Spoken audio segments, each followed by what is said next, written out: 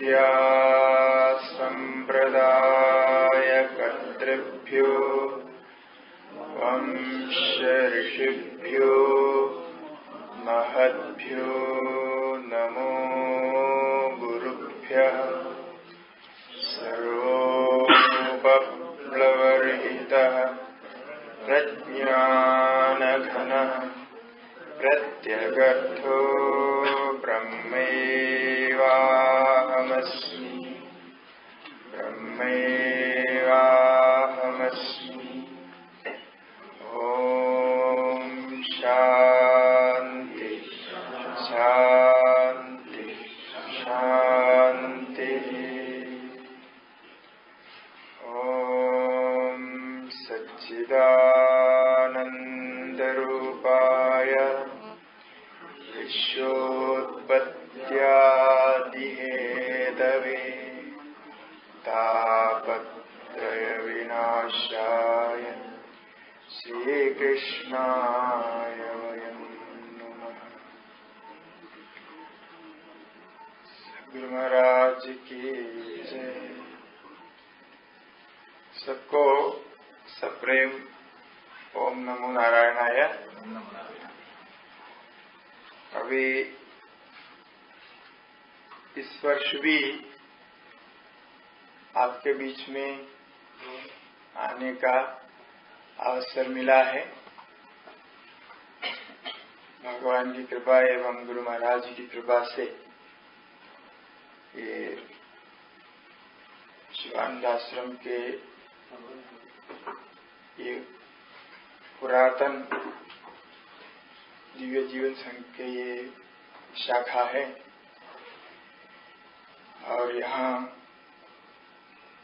आकर के कुछ सत्संग करना। तो पिछली बार तो हम दश शांति मंत्र के ऊपर अपने कुछ विचार किए। इस क्रम में इस बार पुरुष सूक्त को चुना है। इस विषय को चुनने का अभिप्राय है जो हम पाठ करते हैं, जैसे पूजा आदि में इसका पाठ करते हैं, और हमारे जो भजन संग्रह और गुरुपाद पूजा का पुस्तक आश्रम से जो छपी हुई पुस्तक है उसमें पुरुष सूक्त और शांति मंत्र आदि रखे गए हैं। तो विषय निश्चय करते समय हमने ये सोचा कि जो जिससे परिचित है, जिससे हम परिचित है, जिसको हम प्रयोग में लाते हैं, उसका तात्पर्यार्थ मालूम हो तो उसके साथ ज्यादा हमारा संबंध बनता है।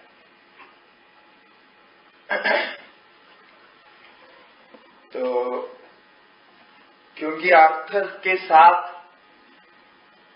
जब करते हैं तो सायणाचार्य आदि जो वेद के व्याख्याता आचार्य हैं, उन्होंने इस पर जोर देकर के कहा है कि वेद मंत्रों का अर्थ के साथ ज्ञान होना चाहिए, नहीं तो उसकी गंभीरता को वो कितने गहराई से बोल रहा है उसको तो हम समझेंगे नहीं। वैसे ही वो हमारे जीवन में क्या लाता है, हमारे साधन के लिए वो कैसे उपयोगी होता है, ये भी हम जानेंगे।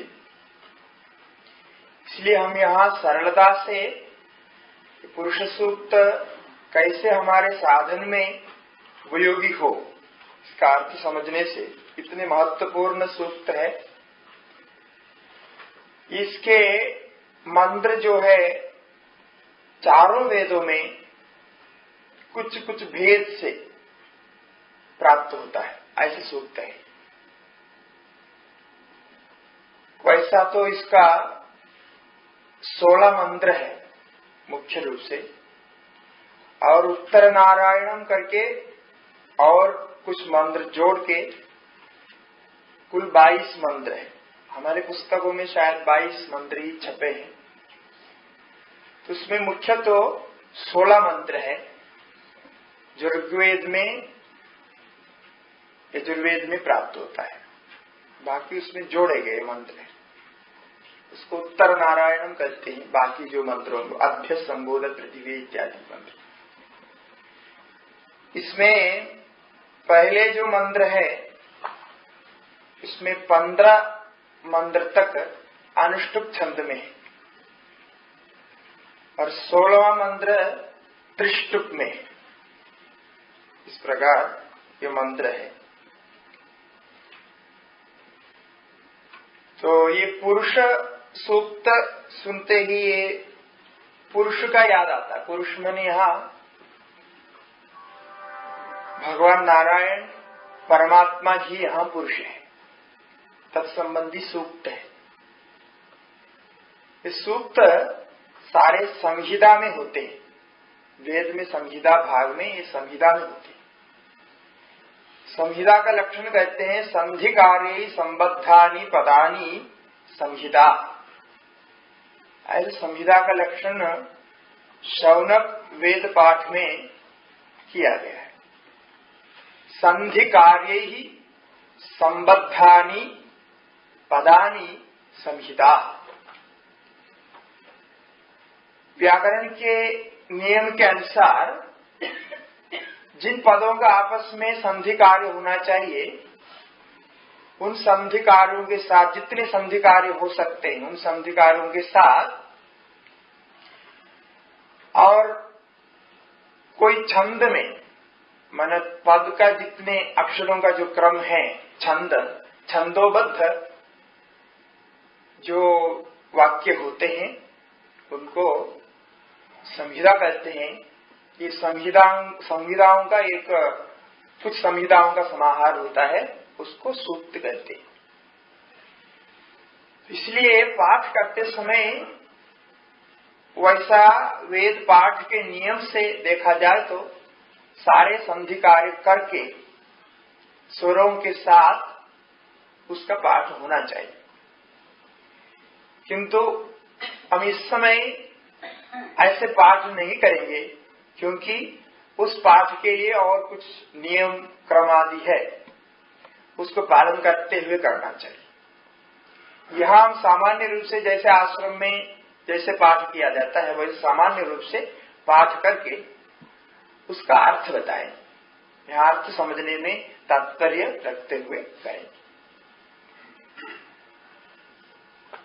तो सूक्तों में जितने प्रचार में सूक्त हैं उन सूक्तों में ये पुरुष सूक्त बहुत प्रचार में है और पूजा पाठ में भी बहुत इसका इस्तेमाल होता है। विशेष कार्य के लिए भी विशेष सूक्त होता है। इसमें ये कई पूजा में इसको इस्तेमाल करते हैं। कृष्ण यजुर्वेदी भी करते हैं, शुक्ल यजुर्वेदी भी, ऋग्वेदी भी, अथर्ववेदी भी, सामवेदी भी, सभी करते हैं।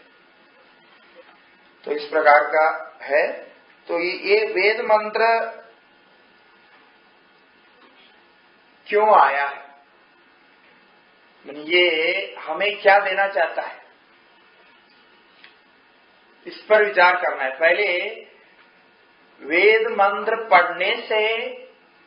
पढ़ने मात्र से, उच्चारण मात्र से उससे एक शक्ति उत्पन्न होती है। स्वर सहित उच्चारण से उस शक्ति से अंतःकरण शुद्धि होती है और उससे इष्ट फल प्राप्ति भी होती है। ऐसा एक परंपरा है।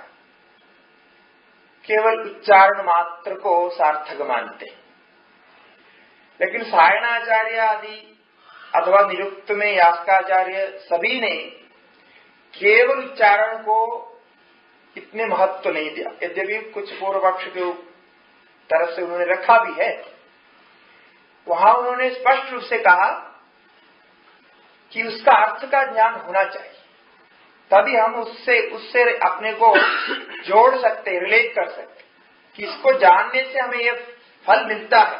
ऐसा जब तक हम जानेंगे नहीं तो वैसे वस्तु को हम इतने रिलेट नहीं कर पाते। तोता जैसा रट के उच्चारण करके ये बोलना एक है, और उस उच्चारण से कर्मकांड जब करते हैं उसका फल भी होता है, वो कर्मकांड के हिसाब से ठीक है। किंतु इसमें जो उपासना है अथवा इसमें जो ज्ञान है, वो जब आप लेना चाहते हैं तो उसका अर्थ जानना ही पड़ेगा, इसके बिना नहीं हो। देखिए, हमारे दर्शन शास्त्रों में, सभी दर्शनों में मुख्य दो प्रकार के विचार रखे गए। एक वैयक्तिक विचार, वैयक्तिक मतलब व्यक्ति के उन्नति के लिए, आदमी के अपनी उन्नति के लिए, स्वार्थ उन्नति के लिए, और एक उससे व्यापक सामाजिक विचार जो समाज की उन्नति के लिए है। तो उसमें कैसे करते हैं कि हमको सामान्य रूप से अपने स्वार्थ फल की ही इच्छा रहती है। बहुत कम लोग ऐसे होते हैं कि हमारे स्वार्थ फल लाभ से समाज को क्या लाभ होगा, ऐसे विचार करने वाले बहुत विरल होते हैं। किंतु आप ये देख सकते हैं कि जितने भी महात्मा हुए हैं, वो महात्मा तभी हुए हैं जब उन्होंने अपने स्वार्थ विचारों को तिलांजलि लेकर के, उसको त्याग करके, स्वार्थ लाभों को एक तरफ करके उससे व्यापक समाज लाभ के लिए कुछ किया, अपने जीवन को व्यतीत किया, तभी हम उसको महात्मा कहते हैं। केवल स्वार्थ लाभ के लिए जो कमाया और कुछ मकान बनाया, जो भी स्थापना की, उनको हम महात्मा नहीं कहते। ऐसा एक भी महात्मा अभी तक हमारे गिनती में नहीं, जो अपने लिए कई मंजिले मकान बनाए और कई जो है जमीनें खरीदे, कई कार खरीदे, परिवार को बहुत विस्तार किया, ऐसे महात्मा तो नहीं मिले। जो भी महात्मा हमको मिले हैं वो अपने अपने परिश्रम से, अपने जितनी शक्ति थी उनकी, उतनी शक्ति से वो व्यापकता के लिए कुछ काम किए, समाज के लिए काम किए, उन्हीं को महात्मा कहते हैं। तो ये ध्यान दीजिए कि ये पुरुष सूक्त के महात्म्य, उसकी जो है उसके तात्पर्य ये है कि आपके व्यक्तित्व से, मन परिच्छिन्नता से आपको अवैयक्तिक सामाजिक दृष्टि में लाना है। इसलिए ये बहुत आम लोगों के लिए, मतलब साधारण जो लोग इस प्रकार से अपने स्वार्थ के लिए ही चिंतन करते हैं, उनके वो स्वार्थ चिंतन को, मतलब अपने लिए जो सोचना, स्वार्थता को थोड़ा व्यापकता में लाना है। और कैसे उसको बढ़ाया जाए, कैसे उसको व्यापक बनाया जाए, ये विचार पर आधारित है। तो जैसा ही वो व्यापकता में पहुंचेगा, समाजवाद में पहुंचेगा कि हमको जो कुछ भी मिल रहा है वो समाज से मिल रहा है, इसलिए हम जो कुछ दे सकते हैं वो समाज के दृष्टि से काम करना चाहिए। ऐसा समाजवाद जो कम्युनिस्ट आदि में है, वैसे समाजवाद के आधार पर व्यापकता पर सोचना, केवल वैयक्तिक उन्नति को नहीं सोचना। कुछ दर्शन में दोनों भाग मिलता है। अभी जैसे सांख्य दर्शन में भी व्यक्ति के उन्नति के लिए भी है और समाज की उन्नति के लिए भी है। मीमांसा दर्शन में लिए भी व्यक्ति के उन्नति के लिए भी कुछ याग आदि विधान है, और अश्वमेध आदि याग जो समाज की उन्नति के लिए विधान किए गए। इस प्रकार से है। वेदांत में जब आएंगे तो वो स्पष्ट रूप से कहता है कि व्यक्ति की उन्नति और समाज की उन्नति दोनों जुड़े हुए हैं। जब व्यक्ति उन्नति को प्राप्त करता है तब समाज अपने आप उन्नति को प्राप्त करता है। तो व्यक्ति की उन्नति के द्वारा ही समाज की उन्नति में पहुंच सकता है। क्रम तो वही है, उस क्रम को हम त्याग नहीं सकते, क्योंकि समाज का जो आधार है वो क्या है? कुटुंब है, परिवार है। और परिवार में होते कौन है? व्यक्ति ही होते। परिवार के जो मुखिया होता है एक व्यक्ति होता है और अनेक अंश उसमें होते। तो वो व्यक्ति जब परिवार के बारे में सोचेगा, ये तो सामान्य रूप से परिवार के बारे में सोचता है आदमी, लेकिन परिवार जो हमारा है वो समाज का है, समाज के लिए है, ऐसा नहीं सोच पाता। तो मेरे उन्नति से परिवार की जैसी उन्नति होगी वैसे समाज की भी उन्नति होनी चाहिए, ये सोचना चाहिए। इसलिए हम स्वार्थता को त्याग नहीं सकते हैं, ये तो हमारे जो है पक्की बात है। हम कुछ भी करें स्वार्थता को हम पूर्ण रूप से त्याग नहीं सके। यदि त्याग दिया तो आप महात्मा बन जाते हैं, तो वो नहीं कर सकते। इसीलिए अब ये मंत्र कहना चाहता है कि आप सोचो, अब अपने अंदर ही सोचो इसको कैसे व्यापकता में लाया जा सकता है। सारे हमारे उपनिषदों का और वेद मंत्रों का तात्पर्य कहीं न कहीं इस प्रकार ही रहता है, परिच्छिन्नता से व्यापकता में ले जाना। इसलिए हमारे जो शरीर में जो हाथ, मुख, पैर, छाती आदि जो शरीर के अवयव है जिससे हम रोज परिचित है, जन्म से लेकर के परिचित है, इसी को चिंतन के द्वारा सभी और पहुंचा। ये कहां है करके ऊपर नीचे तीनों भुवन में, जो तीनों भुवन के बारे में हमको ज्ञान है उसमें पहुंचा। अब क्या है, उसमें पहुंचाने से सबसे पहले हमें ये फायदा होगा कि ये शरीर में जो कुछ भी व्यदियान होता है, जो कुछ भी कमी होती है, जो भी होता है उस पर इतने हम उससे विचलित नहीं होते। इसकी एक व्यापकता है, उसको हमको जानना है, उसी पर आधारित है। ऐसा समझने पर पहले हमारा मन बदले। देखिए यहां सीधा कोई ब्रह्मज्ञान के बारे में, जीवन मुक्ति के बारे में नहीं कह रहे। ये पुरुष सूक्त की ये महिमा है, यद्यपि स्वरूपतः ब्रह्म को ही कह रहे हैं यहां, फिर भी आपको ऐसे ले जाएंगे धीरे धीरे कि ये अपने व्यक्तित्व को, अपनी परिच्छिन्नता को, अपने शरीर अभिमान को, अहंकार को आप कैसे विस्तार कर सकते, ये शरीर को कैसे विकसित कर सकते, व्यापक बना सकते, यही यहाँ सबसे पहला लक्ष्य रखा गया है। तो इसलिए वो तत्व के बारे में कहते हुए आपको उसी ध्यान में ले जाएंगे, इसको कैसे ध्यान करें। तो इसलिए ये उपासना एक प्रकार का, आप ऐसा तत्व को जान करके आपको ध्यान करना पड़ेगा। मेरा स्वरूप ऐसा है, भगवान का स्वरूप ऐसा है, वो सर्वत्र व्यापक है, ऐसा उसको ध्यान करना पड़ेगा। तो इसके लिए सूक्त है। तो पहला मंत्र है हरि ओम सहस्रशीर्षा पुरुषः सहस्राक्षः सहस्रपात् स भूमिं विश्वतो वृत्वात्यतिष्ठत् दशांगुलम्।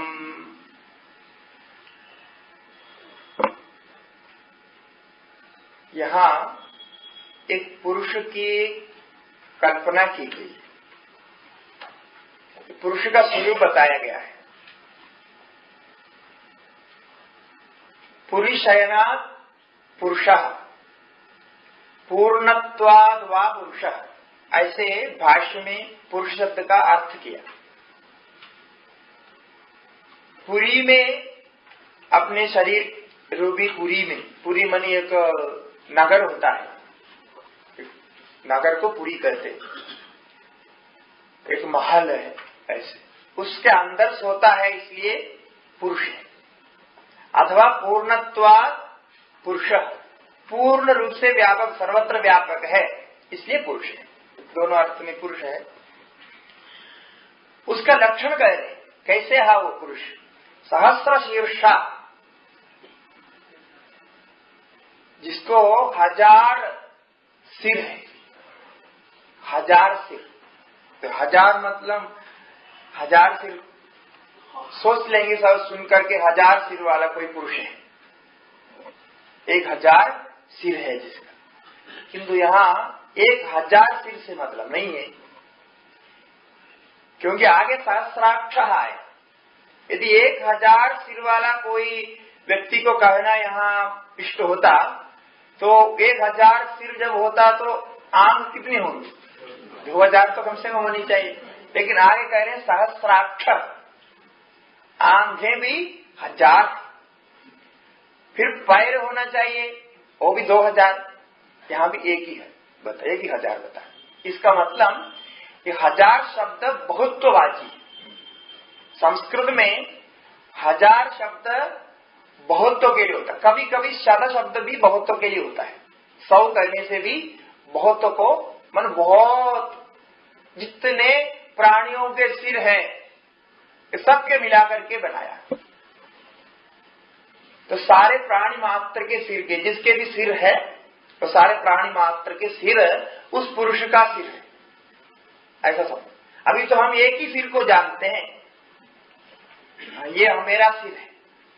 अभी जब ध्यान करेंगे तो जितने सिर आप ध्यान कर सकते हैं उतने सिरों को ध्यान करके उसके साथ अपना संबंध जोड़ने का आप विचार कीजिए, तो लगेगा आपको क्या, कैसे अनुभूति होगी पता नहीं कि सारा सिर जो है मेरा है।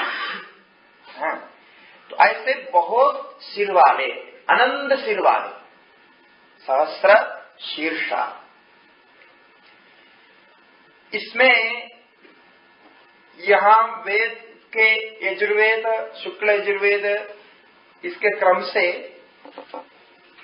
कहीं ये शीर्षा को शीर्षा पढ़ते हैं,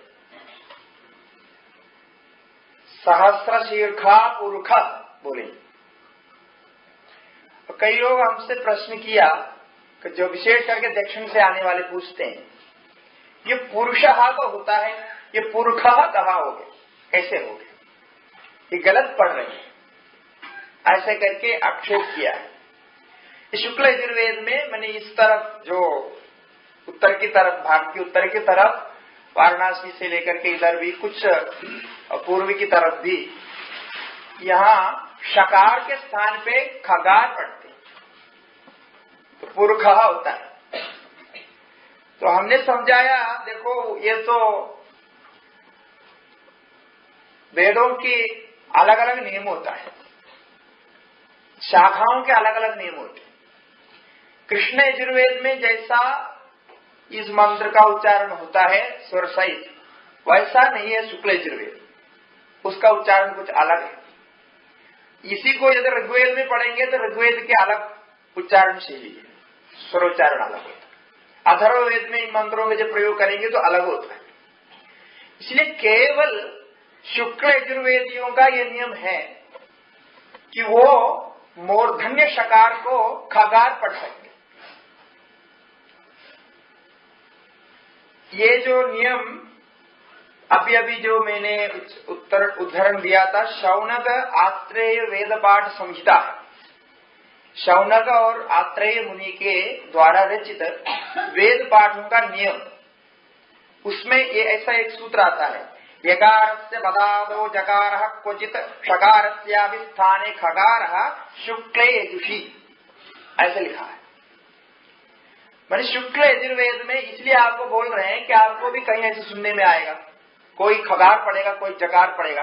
विशेष करके जब पंडित लोग पूजा पाठ में जब करते हैं तब पढ़े, इसलिए इसको याद रखना चाहिए। कम से कम इतना बोल सकते हैं कि देखो ये वेद का नियम है, गलत नहीं पढ़ रहे। हाँ, तो कहते हैं ये शुक्ल यजुषी, शुक्ल यजुर्वेद में यकारस्य पदादो जकार, पद के आदि में रहने वाले जो जगार है, चवर्ग में आने वाले जगार, उस जगार को, यदि वो जगार पद के आदि में है तो उसको, यकार जो पद के आदि में है उसको जगार पढ़ा जाता है। यकार जो पद के आदि में हो, जैसा आप देखा होगा हिंदी में जब जैसे यूपी आदि में जब बोलते हैं योगी को जोगी बोलते, योगी को क्या बोलते? जोगी, जोगी बोलते, बच्चे लोग जोगी बोले। वहां यकार के स्थान पे आ गए जकार, पद के आदि में होने से। ये नियम शुक्ल यजुर्वेद में, ऐसा जो भी करेगा उधर होता है।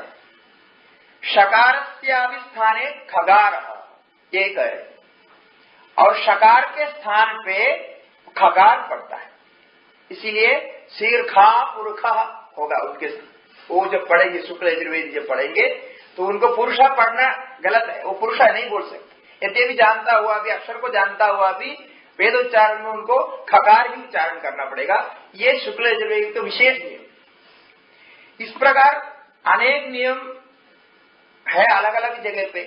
कहीं एक शब्द जोड़ा जाता है, जैसे तैत्तरीय के लिए होता है, तैत्तरीय में कई जगह इवा ऐसा एक पद जोड़ा जाता है, उसका अपना कोई अर्थ नहीं।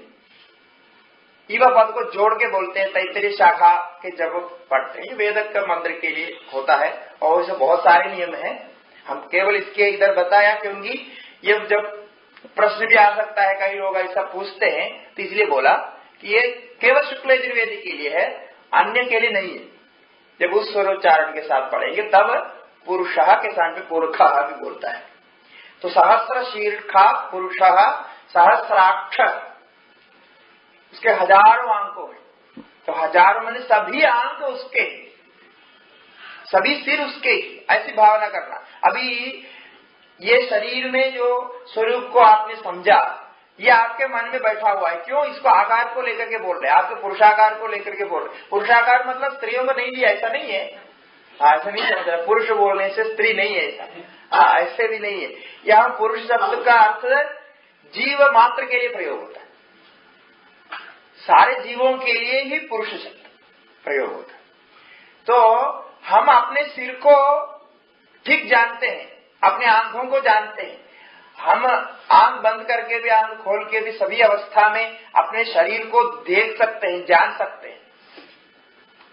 अब और जब भी हम कोई विचार करते हैं अपने बारे में या दूसरे के बारे में, हमारे सामने शरीर ही आते हैं।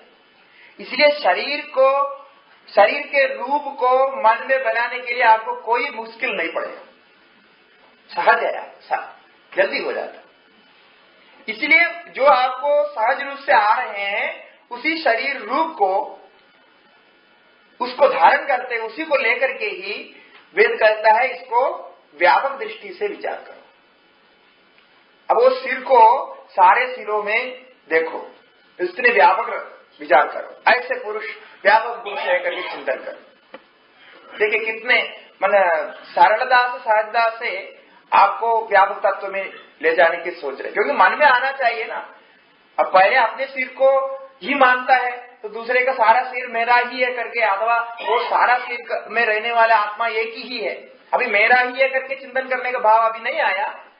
किंतु सारे सिर एक ही आत्मा का है, एक ही पुरुष का है, ऐसा चिंतन हम कर सकते, क्योंकि ये ध्यान के लिए बता रहे हैं इसलिए। इसी प्रकार सहस्रपाद, उसके पैरें भी हजारों हैं। तो पैर को बताया, आगे भी अवयव अंग है, हाथ भी है, हाथ भी उसी प्रकार, सभी हाथ उसी का ही हाथ है। वो सभी, उसके छाती जो है उसी का ही छाती है। इस प्रकार सभी अवयवों को यहाँ लेना चाहिए। केवल 3 अवयवों को बताया, बाकी उपलक्षित करना चाहिए, क्योंकि 3 अवयव से पुरुष नहीं होगा।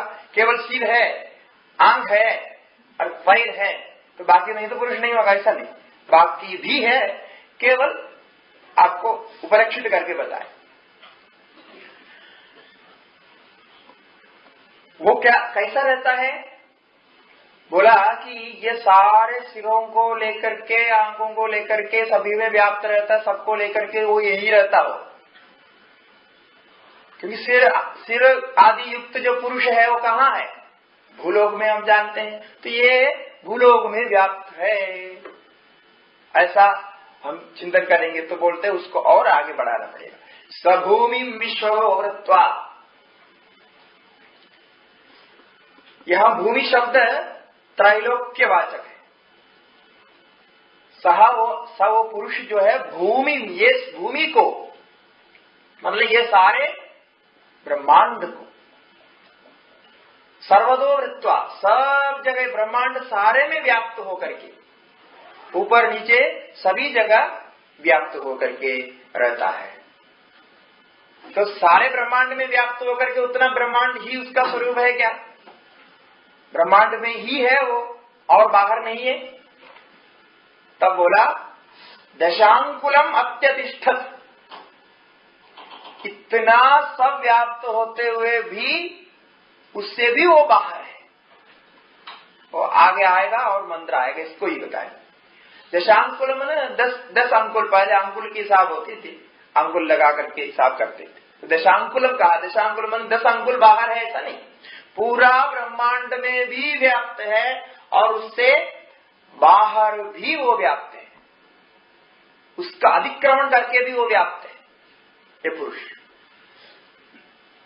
देखिए, इसमें आपको 3 स्टेप में इसको समझना पड़ेगा। आप जब ध्यान में बैठेंगे, पहले तो ये दशांकुलम अत्यतिष्ठत, ये आप चिंतन ही नहीं कर सकते, आपको अधिकारी बनना पड़ेगा इसके चिंतन करने के। पहले आपको सहस्त्र शीर्षा पुरुषाय में जो हमारे आसपास में है, आसपास का भी छोड़ो, है घर की बात ले लो, जो घर में जितने जन हैं और जो भी पालतू जानवर भी होगा, हाँ, सबको मिलाकर के उसके जितने सिर है, सभी में एक ही आत्मा है, ऐसा पहले चिंतन कर, मतलब छोटे से शुरू होकर ऐसा चिंतन करके देखना। सबसे पहले घर में शांति आए, झगड़ा समाप्त हो जाए, क्योंकि एक ही तत्व का सभी है, ऐसा सोचने से कभी भी भेदभाव रह नहीं सकता, भेदभाव कम होता ही है। इसके लिए कोई अलग साधन करने की जरूरत नहीं, कोई जबरदस्ती करने की जरूरत नहीं। अभी ऐसे चिंतन आप कर सकते हैं तो जरूर उसका फल दिखाई पड़ेगा। तो पहले परिवार में करें, उसके बाद हमारे साथ जितने भी मिलते हैं, दोस्त मित्र जो भी है, उनमें सब वही व्याप्त है करके चिंतन कर सकते। जब उसको मिलता है, देखो भाई वो तुम्हारे अंदर हमारे अंदर एक ही पुरुष है, वो उसका सिर इसका सिर एक ही पुरुष का सिर है, ऐसा करके चिंतन तो कर सकते। ऐसा चिंतन करके पहले अपने दोस्तों में हो गया, फिर उस पे ये भूमि में हो, तो पहले स्टेप में ये भूमि में जितने भी है, जिसके साथ भी आपका संपर्क आ सकते, जितनों को आप ध्यान अपने मन में ला सकते हैं। सारे को लाना भी संभव नहीं, कितने करोड़ जनता है और कितने करोड़ों करोड़ों जीव जाल है, वो सारे को अपने मन में लाना संभव नहीं, लेकिन सोच सकते हैं। तो मन में ये भाव आ जाता है, भाव आने से जो भी दिखाई पड़ेगा आपको उसी अंश में दिखाई पड़ेगा। ये पहला स्टेप है, भूमि में करना। उसके बाद इसी भूमि को ब्रह्मांड में चिंतन करना, इंद्रादि देव से लेकर के देवता लोक में और पाताल में जो भी असुरादि है, इन सब को ऊपर से नीचे से सारे ब्रह्मांड को मिला करके जब आप चिंतन करेंगे, ये दूसरा स्टेप हो। तो अब और व्यापक तत्व में आप पहुंच गए। अभी इतना करने के लिए काफी टाइम लगेगा, इतना करते करते आप 2-3 घंटा जो है ध्यान में ही बैठ जाए, इतना समय लगेगा। उसके बाद जब उतना मन में आना हो गया, उतने में आप अपने भाव बना सकते हैं। चिंतन से उपासना मतलब चिंतन से उसमें भाव बनाना, जो केवल चिंतन से नहीं होगा, चिंतन के द्वारा आपको अपना भाव देना पड़ेगा, अपनापन उसमें देना पड़ेगा। तब जो है उतने ब्रह्मांड में पूरा उसका ध्यान होगा। तो सूर्य चंद्र आदि सब इसमें आ जाएंगे। इसलिए जब भी सूर्य चंद्र आदि के बारे में बोलते हैं, ये पुरुषाकार में बोलते हैं। ये भी वेद में कई जगह है, सूर्य में पुरुष है, वैसा पुरुष अन्यत्र भी है करके बोलते हैं। सभी को पुरुषाकार में बोलते हैं। कारण ये है, जब पुरुषाकार बोलेंगे तो ये मंत्र का ये ध्यान जो है आप कर सकते हो, आसान हो जाता है, क्योंकि उसी का भी एक सिर रहेगा। इस प्रकार से दूसरे स्टेप में ब्रह्मांड में व्यापकता हो गई, ये ध्यान हो गया। और तीसरे पद में जब आप पहुंचेंगे, तभी अत्यधिष्ठ दशांकुलम का चिंतन कर सकते, उससे भी वो बाहर है। अब देखिए, इतना जो ध्यान कर सकता है, इतने में एकाग्रता जिसको मिल गई, उसको आगे जाकर के सर्वव्यापक भगवान के बारे में चिंतन करने में कोई तकलीफ नहीं। यह प्रक्रिया वेद की है कि वेद में जो वेदांत के अद्वैत भाव आदि जो एकात्म तत्व के चिंतन है, ज्ञान है, उसके पहले अनेक कर्म उपासनाएं बताई। ये कर्म उपासनाएं नहीं करेंगे तो आप उसको समझ ही नहीं पाएंगे। केवल वक्ता बोलता है, श्रोता सुनता है, और जैसे सुनता है वैसे निकलता है, वो चले जाता है, पता नहीं लगता। हमने इतने साल से सुना, कुछ समझ में नहीं आया तो बोलते हैं ये वेदांत समझ में नहीं आता है। वेदांत समझ में इसलिए नहीं आता है कि वेदांत को समझने के प्रक्रिया और वेदांत के समझने के साधन आपने नहीं की, वो करने से ही वेदांत समझ में आता। तो ये देखिए, ये जो मंत्र है, इसको वेदांत के मंत्र नहीं कहते, ये कोई उपनिषद नहीं है, वेदांत नहीं है। ये कर्मकांड में अथवा उपासना के लिए प्रयुक्त मंत्र है, मुख्य रूप से कर्मकांड का ही मंत्र है। अब कर्मकांड के मंत्र में ही आप इतने जब आप विचार कर सकते हैं, ध्यान कर सकते हैं, तो वेद में जो प्रक्रिया है, वेद जैसा कहता है यदि वैसा यदि उस क्रम से आप जाने का प्रयास करेगा तो आपको पद पद पर ज्ञान होता ही जाएगा, कभी भी आप खाली नहीं रहेंगे। इतने करुणामयी श्रुति है कि किसी भी अवस्था में रहने वाले जिज्ञासु को उस अवस्था से आगे बढ़ने का ज्ञान बताता है। इसलिए उन्होंने व्यवस्थित किया, अलग अलग व्यवस्था बनाई कि किसको कैसा प्राप्त करा सकता है।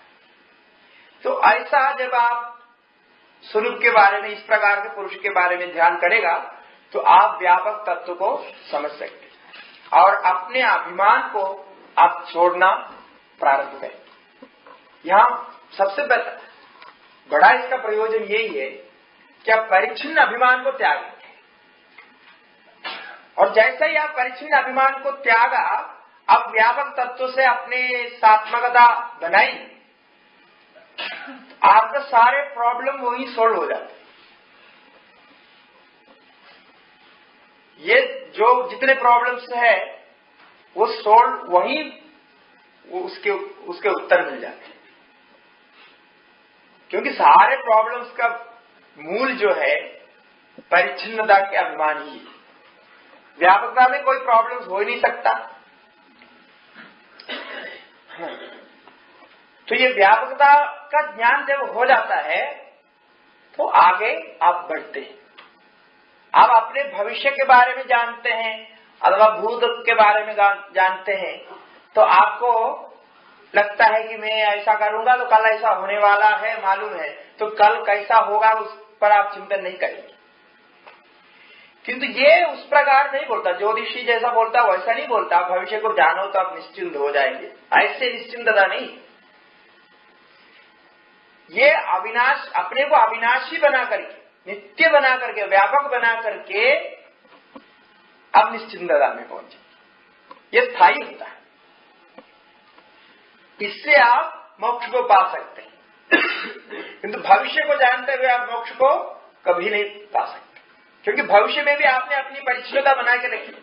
अब इस शरीर को त्यागा तो आप ये चाहते हैं कि मैं भविष्य में भी अच्छे शरीर को प्राप्त करूं। आज मैं स्वस्थ हूं तो कल भी मैं स्वस्थ रहूं।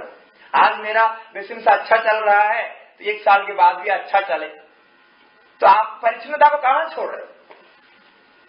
कभी नहीं छोड़ रहे। नहीं छोड़ते हुए आप आगे को प्लान बनाते ही जाते। अब जन्म जन्मांतर के लिए आप प्लान बना रहे, अपने पुत्र पौत्र के लिए आप प्लान बना रहे, सारे परिच्छिन्नता के अंदर व्याप्त है। इसलिए अस्थायी है। ये जो आप प्रॉब्लम सॉल्व करते हैं ये सॉल्व नहीं हो रहा, प्रॉब्लम्स तो फिर भी रहे, किंतु आप जीते जी अपने होश आवास में इस परिच्छिन्नता को धीरे धीरे, ये एकाएक नहीं होगा, इसके लिए टाइम लगेगा। जैसा हमने क्रम बताया कि पहले अपने से, फिर परिवार से, फिर अपने मित्रों से, ऐसे स्टेप बाय स्टेप जाना पड़ेगा। इतना आप करके देखिए, पहले तो परिवार में करके देखिए, तो आपको मालूम पड़ेगा कि इससे क्या फायदा होता है और फिर उसका असर कितना समाज में पड़ता है, ये तो बहुत ही उत्कृष्ट है। अन्य एक समाजवाद की आवश्यकता ही नहीं, क्योंकि वेद से बढ़कर कोई व्यापक समाजवाद आज तक हुआ नहीं। किंतु अभी कमी ये हो गई कि हमने वेद को समझना छोड़ दिया, उससे हम काफी दूर हो गए। और दूर होकर के हम कह रहे हैं कि हम इसमें ये कमी है, उसमें वो कमी है, ये ऐसा नहीं हो सकता है, वो ऐसा होना चाहिए। इसमें कई वाद विवाद, पक्ष विपक्ष सब आ गए। तो कई लोग जो है इस झंझट में पड़ना ही नहीं चाहते। वो चाहते हैं कि ये झंझट छोड़ दो और दूसरा इसके बीच में से एक रास्ता निकालो, न कोई पक्ष में पड़े न कोई विपक्ष में पड़े, ऐसे नहीं। ऐसा नहीं है, क्योंकि हमारे भारतीय संस्कार जो है और भारतीय जीवन जो है, आपके मन में जो विचारधारा चल रही है, ये वेद में आश्रित है, वेद में प्रतिष्ठित है। इसको त्याग करके आप कभी भी अपनी उन्नति नहीं कर सकते, क्योंकि आपके जो शरीर, आपका खून, आपका जो दिमाग और आप जो दैनंदिन रोज जो आप कार्य कर रहे हैं, जो कुछ भी आप कर रहे हैं, क्या आपके पूर्वजों से प्राप्त हुआ। पूर्वजों का मतलब ये ऋषि परंपरा से, वेद के कार्य से आप संबंधित ही है। आप उससे असंबंधित कभी नहीं हो सकते यदि आप भारतीय है तो। और अभारतीय मान पाश्चात्य होने से नहीं होगा, पाश्चात्य में भी होता है, किंतु थोड़ा दूर में, वो थोड़ा डाइवर्ट होकर के आता है, सीधा नहीं जाता। इसलिए कुछ लोग अभी आते हैं, उनका संस्कार हो जाता है, किंतु फिर भी कुछ प्रॉब्लम्स उनको बेसिकली रहता है। किंतु हमें ऐसा नहीं है। हमें भारतीय होने के नाते हमें इसके साथ जुड़ने में कोई मुश्किल नहीं पड़ेगा यदि इसको अपनाया जाए। इससे दूर भागने से फायदा नहीं है, इसको साथ ले जाना है, इसको समझना है। तो पहला मंत्र जो कहा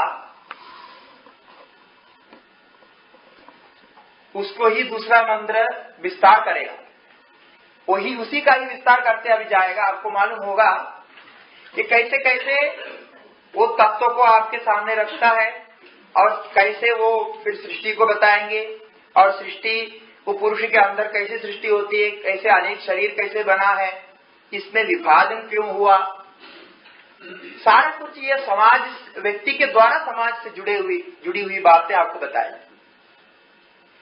तो वो तत्व के बारे में ही आगे भी करते हैं। पुरुष एवेदगुं सर्वं यद्भूतं यच्च भव्यं उदामृतत्वस्येषानो यदन्नेनाधिरोहति। दूसरे ऋत है पुरुष एवेदगुं सर्वं, ये सब कुछ वो पुरुष ही है। क्योंकि अभी आपको मालूम हो गया सारे सिर, सारे शरीर, सब कुछ वो पुरुष ही है। तो वो अभी हम जीवों को ही लिया, प्राणियों को ही लिया था, प्राणियों को लेकर के आपको पहले ध्यान कराया, किंतु अभी उससे भी आगे बढ़ गए। क्योंकि अत्यधिष्ठ दशांगुलम जो कहा, इससे भी अधिक सारे ब्रह्मांड में प्राणियों को लेकर के उससे भी अधिक जो कहा, अधिक मतलब और कहाँ है, तब उसका उत्तर है पुरुष एवेदगुं सर्वम। ये सब कुछ वो पुरुष ही है। इदम त्वेन, जिसका भी ज्ञान होता है, और यहाँ इदम त्वेन जो ज्ञान है वो उपलक्षण है तत्वेन ज्ञान भी। मैंने वह करके, यह करके जितना ज्ञान आपको होता है, जितने विषय है, वो सारा इस पुरुष के अंदर ही है। तो यहाँ आकारवान प्राणियों को भी लिया और उससे भिन्न को भी लिया, संपूर्ण को लिया। देखिए यही वेदांत का मूल है। पुरुष एवेदगुं सर्वम बोला, ब्रह्मे वेदगुं सर्वमात्मे वेदगुं सर्वम सर्वम खलविदं ब्रह्म तज्जलानि दिशान्तोपासीद इत्यादि मंत्र जो कह रहा, वही अर्थ यहाँ कह रहा। और कैसे ये इदगम सर्वमन, ये सब कुछ है, ये सब कुछ कौन कौन है? तो यद भूतम यच्च भव्यम, जो हो गया हो चुका है वो भी इस पुरुष का ही स्वरूप है। और यच्च भव्यम, जो होने वाला है भविष्य में, इसलिए हमने भविष्य के बारे में कहा। सबको आकांक्षा होती है कि भविष्य क्या होगा, मेरा भविष्य क्या होगा। लोग बच्चे को ला करके वो पूछते हैं, कई जगह ऐसा होता है, कुछ भी आप सुना हो बाद में आकर वही पूछेंगे कि अभी ऐसा भविष्य होगा, अब अभी भविष्य क्या होगा, इस बच्चे का भविष्य क्या होगा, ऐसा पूछते। तो हमने पहले कहा उसको, देखो भाई, ये बच्चे को जिसने बनाया, जिसने सृजा और जिसने आपके हाथों में दिया, उसने उसका भविष्य भी बना के रखा है। आपको हमको उस भविष्य को जान के नहीं जान के कोई फायदा नहीं है। यदि जानने का कोई शास्त्र है आपके पास तो जान सकते हैं, किंतु जिसने बनाया है उसने भविष्य भी बना रखा है, इसलिए उस पर चिंता करना नहीं। किंतु सामान्य रूप से उस पर चिंता करते हैं, तो इसलिए बोलते हैं कि भव्यम यच्च भव्यम, जो भविष्य में होने वाला है वो भी पुरुष ही रहेगा। अभी भी जो है वर्तमान के बारे में नहीं कहा, वर्तमान को भी लेना है। तो भूत भविष्यत वर्तमान सभी कुछ वो ही है, वो पुरुष है। ये मांडुक्य उपनिषद में जो ओंकार का जो निरूपण हुआ है, उसके बाद भी जो मंत्र आगे आता है वो यही करता है, भूतम भविष्यत सब कुछ ओंकार ही है। तो एक आत्मा में ले जाता है। कहीं न कहीं ये सभी मंत्रों का तात्पर्य वहां है, ऐसा शंकराचार्य आदि ने अंत में जो निर्णय दिया, सभी वो आत्मा के पुरुष के ब्रह्म की दृष्टि से एक ही है, ऐसा देने का ये अभिप्राय है। और जो भी फल हमें प्राप्त होना है उन सब फलों में श्रेष्ठ फल है अमृतत्व। ये अमृतत्व रूप फल माने अमरण हो जाए, मृत्यु से बाहर चले जाए, मृत्यु नहीं होना। अब मृत्यु किसकी होती है ये पहले जानना पड़ेगा। मृत्यु हम चाहते नहीं है, क्योंकि हम अपना मैं करके जिस पर अभिमान कर रहे हैं। देखिए सीधी बात है, आप अपने को मानते हैं जहां शरीर को मानते हैं, और उसका जन्म हुआ ये आपको निश्चित है, इसका जन्म हुआ, तो आपको ये भी निश्चित है इसकी मृत्यु भी हो जाए, इसकी मृत्यु भी हो जाएगी, क्योंकि आप मैं करके जो मानते हैं शरीर को मानते हैं। इसलिए जन्म मृत्यु का विचार शरीर को लेकर के होता है, शरीर अभिमानी को लेकर के होता है। अब शरीर अभिमानी आकर के पूछता है मुझे अमृतत्व कैसे प्राप्त होगा, इसे पूछेंगे तो क्या उत्तर देंगे उसको बिठाना पड़ेगा। देखो भाई ऐसा है, अमृतत्व प्राप्त करना चाहता है और आप हमेशा रहना चाहता है, तो आपको ऐसे ऐसे करना पड़ेगा करके साधन बताएंगे। वो साधन क्या होगा कि वो साधन करते करते बाद में उसको मालूम हो जाएगा कि ये मैं शरीर नहीं हूं, ऐसे मालूम हो जाए, तभी वो अमरत्व को प्राप्त कर सकता है। जब तक अपने शरीर को ही मानता है, उसको छोड़ना नहीं चाहता है, ऐसे लोगों को फिर क्या करेंगे, उसको अमरत्व नहीं होगा क्या? तब बोलता है यदि तुम इस साधन को नहीं करते, और कई लोगों को इस साधन को करने पर भी शरीर से भिन्नता का ज्ञान नहीं होता, भेद का ज्ञान नहीं होता, बुद्धि उतनी जमी हुई है, वो काफी जो है स्थूल बुद्धि। शरीर तो अभिमान को छोड़ना ही नहीं चाहता है साधन बताने पर भी, तब फिर भी वेद उसको छोड़ता नहीं, शास्त्र उसको नहीं छोड़ता है, ये तो मूर्ख है उसको त्यागो, ऐसा नहीं छोड़ता है। मातृ पितृ सहस्रेभ्योपि हिततमेन शास्त्रे, हितोपदेश जब करता है, माता पिता जैसा हितोपदेश बच्चे को करता है किंतु शास्त्र कैसा है, हजारों लाखों माता पिताओं का हितोपदेश, उनकी जो हित कामना अपने बच्चे के लिए जितने होते हैं उससे भी अधिक है।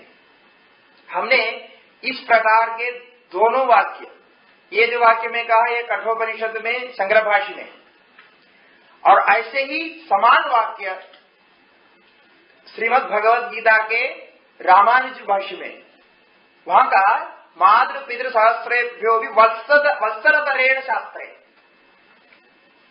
वत्सर माना प्रेम रखने वाले, यहाँ हित शब्द का प्रयोग किया शंकराचार्य ने, और रामानुजाचार्य जी ने वत्सर माना वत्सर प्रेम का शब्द का प्रयोग किया। ऐसे प्रेम है, इसलिए वो मूर्ख है, इसका तो कोई मतलब नहीं, इसको त्याग हो, ये शरीर को छोड़ने को तैयार नहीं और अमरत्व प्राप्त करना चाहता है, तब वो कहता है देखो भाई ऐसा है तो तुम ऐसे एक वैद्य के पास जाओ, वैद्य तुम्हें बताएगा कि ऐसा ऐसा क्रिया है, ऐसे जो है कायकल्प होता है, कायकल्प का विधान है, कायकल्प करो तो तुम 100 साल 150 साल 200 साल तक रहोगे। थोड़ा तृप्त हो जाता है, कम से कम मतलब इतने साल तो बढ़ गई है, इतने हम आशा रख सकते हैं अपने को, तो जाकर के पैसा खर्च करता है।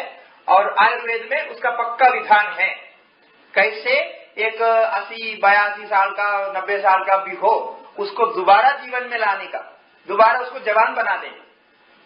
अभी हमने 4 दिन पहले एक वैद्य को मिला, ऐसा एक जगह में था, वहां अभी जाके उनसे काफी विचार करके आया, वो इस प्रक्रिया को दोबारा ला रहे हैं और 3 व्यक्तियों का उस पर एक्सपेरिमेंट किया, जो आयुर्वेद में जैसे है विधान कायकल्प का, उसका प्रयोग किया, और उसमें से 2 व्यक्ति को वो वापस शरीर में सब बाल आ गया, उसको जवानी आ गई। मैं मजाक नहीं कर रहा हूँ, सच बोल रहा हूँ, वो आ गया, लेकिन वो क्रिया काफी कठिन है। और वो जो वैद्य अभी चला रहा है, वो पहले तो गवर्नमेंट में आयुर्वेद के डिपार्टमेंट उसी का जो है पूरा स्टेट का डायरेक्टर ऐसा तो बहुत अच्छे पोस्ट में था, अभी वो सब त्याग करके उसको रिटायर भी हो गया करके, अभी छोटा एक जगह लेकर के, और वहां क्या है, जो भी दवाई बनाते वो अपने आप बनाते, क्योंकि बाहर की दवाई में आजकल मिलावट है, और दवाई में डालने वाले जितने भी जड़ी बूटी है लगभग सभी अपने खेती में जो जमीन लेकर के रखे हैं उसी में करते हैं, और बाकी जो बाहर से लाते हैं स्वयं लाते हैं, ऐसा सब करते हैं। और गाय को भी पालते हैं, जो दूध है ये जड़ी बूटी आदि करके देना, और उसमें वो क्रिया को आप देखेंगे तो आपको लगेगा कि ये ऐसा कोई व्यक्ति कायाकल्प करना चाहता है, तो हम जो संन्यास आदि के लिए जितने वैराग्य जितने सब कुछ करते हैं उससे भी अधिक उसको कठिनाई तपस्या झेलनी पड़ती है। उसको क्या करते हैं कि पहले धीरे धीरे खाना कम कर देते, उनका क्रम है, 1 हफ्ते से इतना कम करे, 1 हफ्ते से इतना कम करे, कम करते हैं। और केवल कम करने की बात नहीं, आपको ऐसे एक गड्ढे के अंदर डाल देंगे। मैंने देखा नहीं, जाके देखने में मुझे टाइम नहीं था, फिर इधर को निकलना था इसलिए जाके नहीं देखा। वैसा पूरा वहां कवर्ड रहता है, पूरा काला काला रहता है। वो मैंने कई जो है उसमें कैबिन्स होंगे, तो पहले एक कैबिन में रखेगा, वो कैबिन में 2-3 जगह से थोड़ा सा सनलाइट आपको अंदर आए, उसमें रख करके 1 हफ्ता 10 दिन तक उनका क्रम है। उसमें कुछ दवाइयां देंगे, कुछ खाना आपको छोड़ना पड़ेगा, उनका पूरा नियम वो जो बोलते वही करना पड़ेगा। अब ये कैबिन के अंदर एक बार प्रवेश करने के बाद आप बाहर नहीं जा सकते। हाँ, वो आपको पहले लिख के देना पड़ेगा, इसके बीच में शरीर शांत हो गया तो वो गारंटी नहीं। हाँ, वो भी है, क्योंकि वो आप यदि डर जाते हैं सब होता है, हो जाता है। और उसके बाद दूसरे कैबिन में चले जाएंगे, वहां भी पूरा काला है, मतलब जैसा हमारे जो पहले जमाने में फोटो करने के लिए ब्लैक रूम होते थे, ऐसे ही ब्लैक रूम ही कहते उसको। दूसरे कैबिन में ले जाएंगे, और वहां ले जाएंगे तो उसका खाना अलग होगा, और मतलब खाना मतलब है ही नहीं, खाना नहीं है, सारे दवाई है खाना। और वहां 2 लाइट 3 लाइट रहता है, पूरा अंधेरा। उसके बाद उसके बाद चौथे में ले जाएगा, चौथे में जो अंतिम वाले में जब ले जाएंगे उसमें बिल्कुल सनलाइट है ही नहीं, चारों तरफ जो है काला ही काला। और जो व्यक्ति आपको खाना देने के लिए, दवाई देने के लिए समय समय पर आएंगे, वो भी काला पहना हुआ होता है, उसको भी आप देख नहीं सकते हैं और आपको उसी के अंदर रखा जाए और वो आप आकर के आपको आंख में पट्टी करके जाएंगे, पट्टी नहीं करने पर भी काला ही रहता है। तो मतलब आप एक प्रकार के पूरे मृत्यु तक जाएंगे, फिर उससे आपको बाहर लाए। और उस समय जो खाना खिलाते हैं वो सब जो है वो बनाए हुए खाना, वो दवाई खिलाते हैं, कोई और नहीं। और दूध ऐसा है, कई दवाई ऐसे है, वो बता रहे थे कि गाय को दवाई खिलाना पड़ता है। और ऐसे जो गांव की गाय होते हैं उन्हीं को रखते हैं, वो गाय को दवाई खिला के फिर वो गाय से जो दूध निकलेगा उस दूध को पिलाते हैं आप। देखो बहुत कितनी लंबी प्रक्रिया है। मैं तो सुनकर के आश्चर्य में पड़ गया कि इतने करने के लिए लोग तैयार हो जाते हैं। किसके लिए? अपने शरीर को अमर बनाने, तो शरीर में और लंबी आयु लाने के लिए। तो कहते हैं हो सकता है इसके बीच में ये आदमी पागल भी हो जाता है, ऐसा बोलते हैं, क्योंकि ये कोई किसी को कारक इसके अंदर ये तो 40-45 दिन का होता है, तो किसी को 40 दिन में करते हैं, उनका क्रम से 45 दिन होता है। यदि ज्यादा ये रिएक्ट करता है तो कुछ समय ज्यादा लगता है, क्योंकि बाहर वाले में उनको ज्यादा रखा जाता है। यदि ज्यादा इनका रिएक्शन नहीं है, मतलब जैसे आजकल पहले करते हैं ना, कोई दवाई देने के पहले देते हैं, तो रिएक्ट नहीं कर रहा है ज्यादा, वो इसके साथ एडजस्ट करता है, तब तो उसको थोड़ा प्रमोशन जल्दी मिलता है। ऐसा करके अभी तीसरे को किया, तो वो कह रहे हैं कि इसको ये जब मालूम हो गया लोगों को, सारे मीडिया वाले सब आ गया, इसको कैसे बताना, इसको हम प्रमोट करेंगे, इसको जो है प्रचार में लाएंगे, ऐसा कहा। तो वो कहते, वो पक्का आदमी है, वो कहता है कि इसको हम प्रमोट नहीं कर सकते, क्योंकि हमारे शास्त्र के अनुसार जिसको ये प्रारब्ध है वो हमारे पास ढूंढ करके आए। हम इसका पत्र में कहीं भी प्रचार नहीं करेंगे, प्रचार करना पाप मानते हैं। वो ढूंढ करके आएगा, किसी के द्वारा कैसा भी पता लगेगा, ढूंढ के आएगा, तभी उसका करने का प्रारब्ध होगा, तब जाकर के उसको किया जाता है। और वो कोई भी एक्स्ट्रा पैसा नहीं लेते। सारे करने के बाद आपको जितने दवाई दिया वो सारे दवाई को बिल आपको देंगे, और आपको जितना सर्वंट रखा गया दवाई देने के लिए, आपको हाथ पैर ये करने के लिए सब, और मतलब दूसरे कैबिन में जब आप प्रवेश करेंगे उसके बाद आपको पानी नहीं पिलाएंगे, मैंने बाहर की कोई चीज आपको नहीं होगी, न सनलाइट होगा, न पानी होगी, न कोई आप क्या सब्जी देख सकते हैं, न रोटी देख सकते, कुछ भी चीज बाहर के जितने भी आप देखे थे वो सारा बंद कर देंगे। और हवा भी बोलते हैं, इनका होल्ड डाला हुआ है, वो होल्ड से ही हवा आता है, उतना ही हवा उसमें अंदर हो, बहुत कम हो तो ऐसे रहेगा तो हो जाता है। और किसी को मानसिक रोग होता है तो मानसिक रोग उसके साथ में ही है, क्योंकि सारे जब दोबारा हो रहे हैं तो ब्रेन में भी उसका असर पड़ेगा, तो ब्रेन में असर पड़ता है, वो भी दोबारा ठीक हो जाता है। फिर जब बाहर लाते समय भी ऐसा है, धीरे धीरे आपको दवाई देंगे, धीरे धीरे एक स्टेप बाय स्टेप दूसरा कैबिन में लाएंगे, फिर आपको बाहर लाएंगे, ऐसा करके उनका है।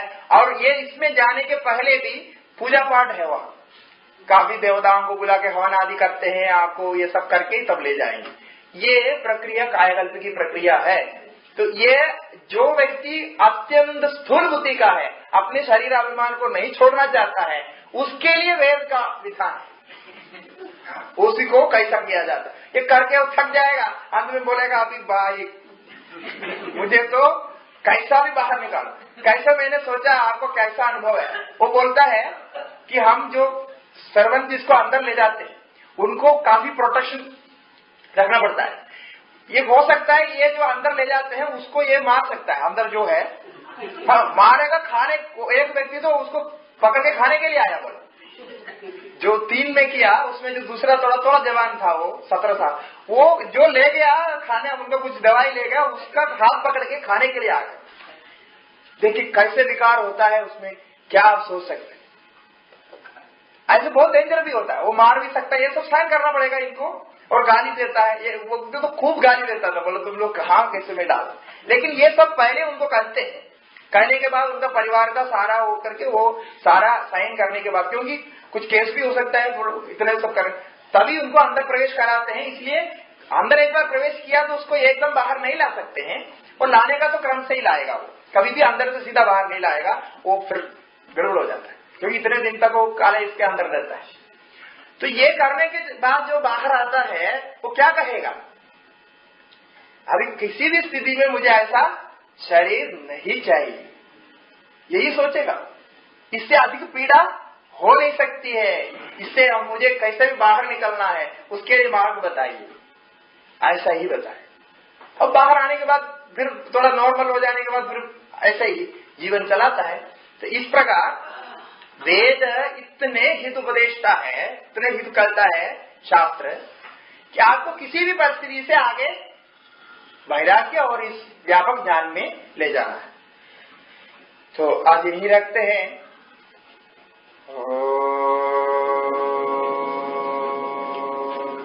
पूर्णमदः पूर्णमिदं पूर्णात्